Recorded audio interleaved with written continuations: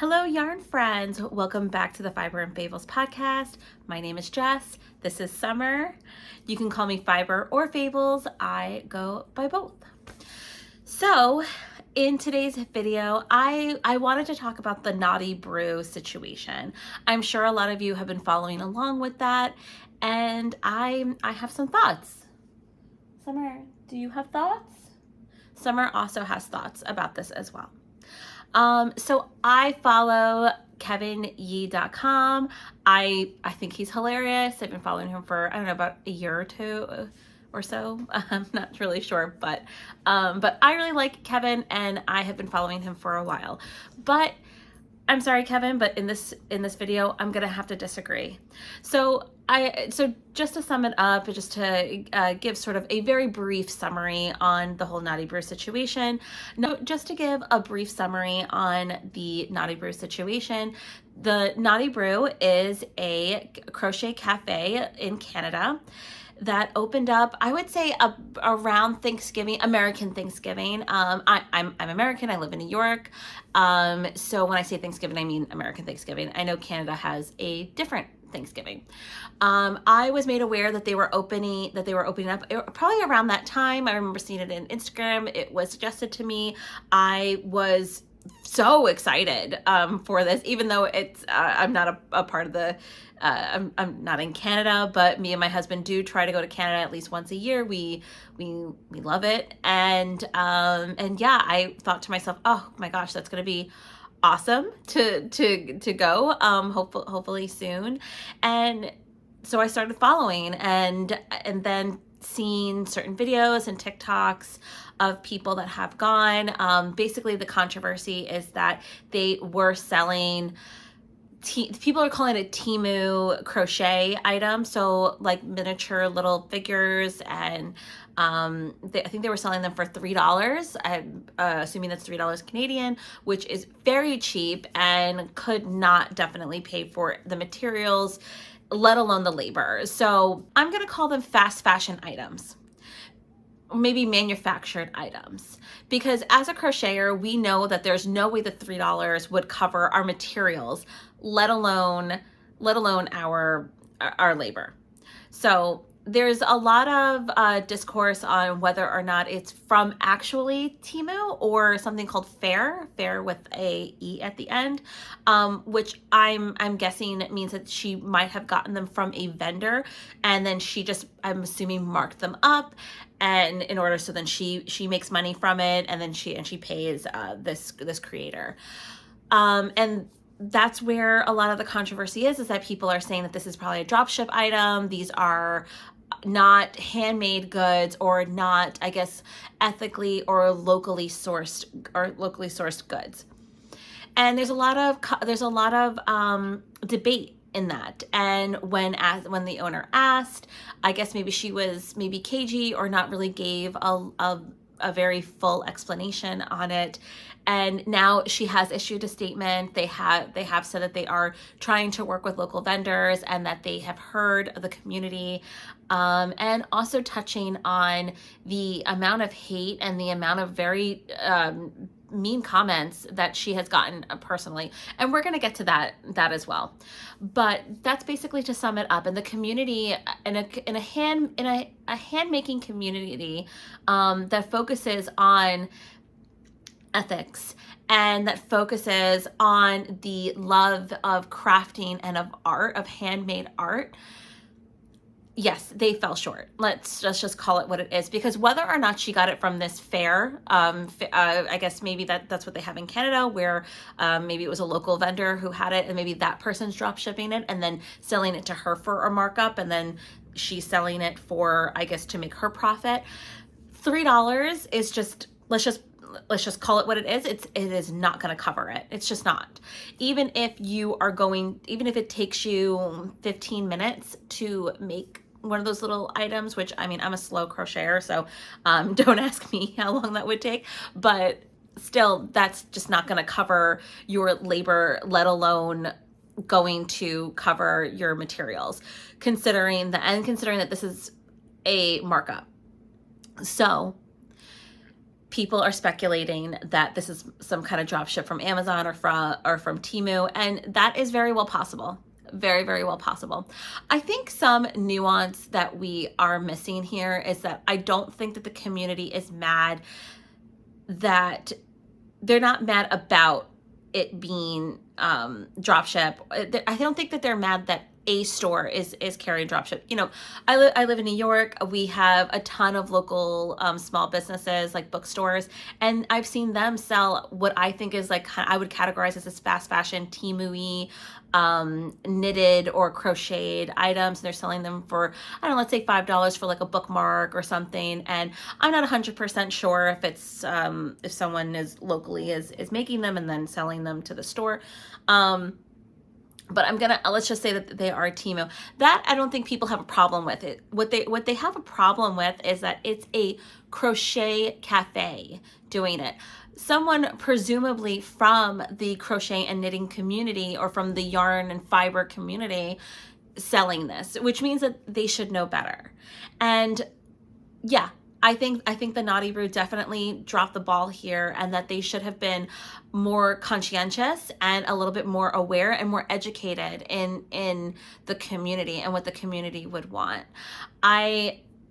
Looking when I first heard the idea and when I was looking at the reels of the space, I thought this was such a brilliant idea, and I would love to do one of these myself. Probably it wouldn't work in New York because rent here is just incredibly expensive. So, I just think this is great, especially in a time where third spaces are becoming more and more rare. And when more and more those spaces are being taken away from us, we don't have many communal spaces, especially when you live in an area. I live in New York, so it gets cold. A lot of our months are cold, so it's not like we can go to a park, you know, in December. I mean, it's 30 something degrees out today in New York, so no, I'm not going to go and hang out at the park with my neighbors. It's not happening. So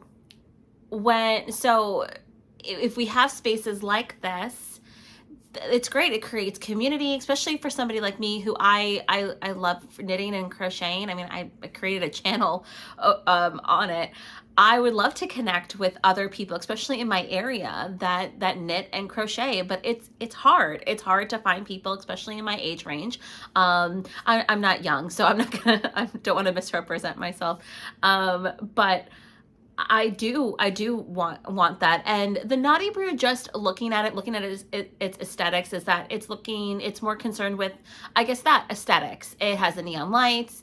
It seems a very Instagram Gen Z, and I'm not saying that in a bad way. There is definitely space in the community for that. They are selling what I saw, like chunky Premier, I think Premier yarns. Yeah, they sell Premier yarns, the fluffy, like chunky yarn, and nothing wrong with that. I'm not saying that. But when I thought, a yarn store meets a coffee shop, that wasn't what I had thought. So, you know, when I saw those Temu items, you know, I was disappointed. I definitely was. You have somebody like Premier Yarns, a popular budget yarn company, and then you have them selling these like cheap items. It's disappointing. It was just disappointing. And also, it's not uncommon though for yarn stores to sell finished goods. You go in there, you can buy like a sweater or a shawl, but they're very curated. They're very small pieces. And yes, she did have some of those there as well. So I do want to give her a lot of credit for that. Something that I had saw, and this is why I'm actually doing this video, is when I was on Kevin Yee's Instagram, I think he posted like 2 to 3 videos regarding this. I think that he was just getting a lot of comments, and yeah, sometimes people are rude, you know, and which you shouldn't be rude to people that are just posting videos about a a crochet cafe, you know. So I think he was annoyed at I guess the aggression from some people. But I also want to say, you know, yeah, these are people's passions, and when you get into these niche communities, people are very passionate about their work. And so I did also see that somebody did post, I guess this is like the catchphrase of our generation, which is there's no ethical consumption under capitalism. And yeah, facts. And when even when you're doing your best, when you boil everything down, there is nothing that we can consume. There's nothing that we can buy. There's not much that we can do that is free from harm in some way, whether it is exploiting the planet, whether it is exploiting workers, whether it is, I guess, also just creating more stuff that we don't need in the world. So yes, that is absolutely true. But I guess what I don't like about that attitude is that it completely frees us of nuance. It frees us from responsibility, and it frees us from wanting more. I guess wanting more from things, wanting more from our local stores, wanting more from big box stores, wanting more from our crochet cafes. And look, I do not condone any type of hate, any type of DMing people, nasty comments. That is absolutely not okay. Threats are not okay. I don't know what possesses anybody to do that. It's definitely not okay. But for people who are just criticizing, and then somebody's saying like, oh, well, there's no ethical consumption under capitalism. It just completely allows and it just says that, oh, it's okay to not want more from brands, and to not want more from our community, and to not point out things that may not align with our ethics. And also, I'm a big believer that you do vote with your dollar as well. And yeah, sometimes you just need stuff. Like, listen, sometimes you just got to get through your day. Sometimes you just got to order your toilet paper. You just got to order your paper towels. Sometimes you just have to order your dog food, and you just have to keep it pushing. And whether it comes from Amazon, whether it comes from a local business, not all of us can afford to pay extra for things just to get through the day. And I understand that. But I also think that it's very lazy. It's very lazy, especially in a community where we are mostly focused on sustainability, as in slow fashion, as in hand dyeing, ethically sourced fibers. That is a big part of the yarn, of the knitting and crocheting community. I just feel that it is very lazy to just throw up and say, oh, well, there's no ethical consumption under capitalism. It's fine. It's fine for my local crochet cafe to sell Temu items, to sell things that are unethical and that are not true to the craft. Like that's totally fine. You know, and look, I'm not against the Knotty Brew. I think that what they're doing is fantastic. They're actually serving their local community. From what I have seen from doing like a Google Maps search, is that there is no like local yarn store that is close. There's them and I think a Michael's, and I'm not sure what they have, but it looks like they have another, like a fabric store or something that might carry some yarn. So they are creating a communal space for people to go and to work on their whips, to maybe connect with other people and drink good coffee and support a local business. But that doesn't mean that it should be free of criticism because there's no ethical consumption under capitalism. That's just not something that I stand with. That's just not something that I believe in. And yeah, I'm not perfect. I am definitely not perfect. There's things that I buy because I just have to get through the day. But I think that thinking more about what we're doing, thinking more and having more conscientiousness with that definitely would go a long way. And the owner of the business has said that she hears the criticism, and that she's looking to work with more local vendors. I have heard contrary. Maybe she has changed her tune. I can understand also that, listen, if you're having a bunch of people yell at you and say nasty things to you, you might not be very open-eared. And also from what I have heard is that she's new to crochet.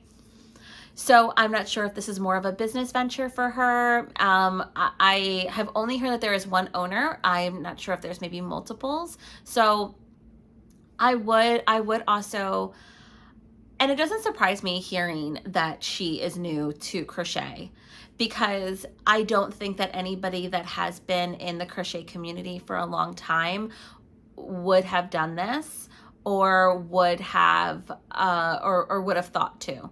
And look, maybe she got tricked, but I would have to say, if I'm selling something for $3 and it's a markup, unless it's made by me, and I'm just like, you know what, I just want to like kind of give this away and just kind of maybe recoup a bit of what I lost from here, then it's going to be way more than $5, way more than $3. Yeah. And yeah, I guess that's just my thoughts on this. Look, I really like Kevin. I think he's hilarious. I laugh every morning when I see his reels or his little videos on Instagram, and I think he's a great guy. When I saw that he liked the whole no ethical consumption under capitalism, it just made me kind of puzzled, because I would like for people to think a little deeper and to just sort of write everything off as like, oh, well, it's fine, and we're okay with this, But from what I see from Reddit is that people are also very disappointed from this, and I do hope that she does better. And look, I encourage, if you live in that area, if you're visiting that area, go and support, go get a coffee, go, go bring your whip, and support these spaces, because I do believe in these type of spaces, and that we do need to support them as a community. So, and I have not watched April's video yet. I do plan on watching it. I wanted to kind of just give my thoughts first before watching it, just so I have kind of like a clear mind. Maybe I'll make a follow-up video after watching her video. From what I see is that her video went up, and not much longer after we got a statement from the Knotty Brew. Please go to their Instagram and read the statement, and do not send any hate to anybody. That is not okay. Threats, nasty comments are just not okay. We can disagree in a civil manner, and but any threat, don't DM people. Just in general, if you don't know them, there's just no reason to do that. So, I think also in the climate that we're in right now, I think that we can all do a little bit better, and disagreements are fine. Having discourse is healthy, and it makes our community better, and you should be able to speak your mind, but you don't have to cross a line. And it's just very strange to me that keeps happening, and I've seen it in many niches and many communities. Don't do that. don't do that. So yes, sorry this was all over the place, but I did want to get my thoughts and feelings out there. I do plan on making a more in-depth video about this, maybe something a little bit more organized. But yes, let me know your thoughts. Please like, comment, subscribe if you want to. Summer she's asleep, so she's not too worked up about this when I was telling her about it. So all right, thank you. Bye, guys.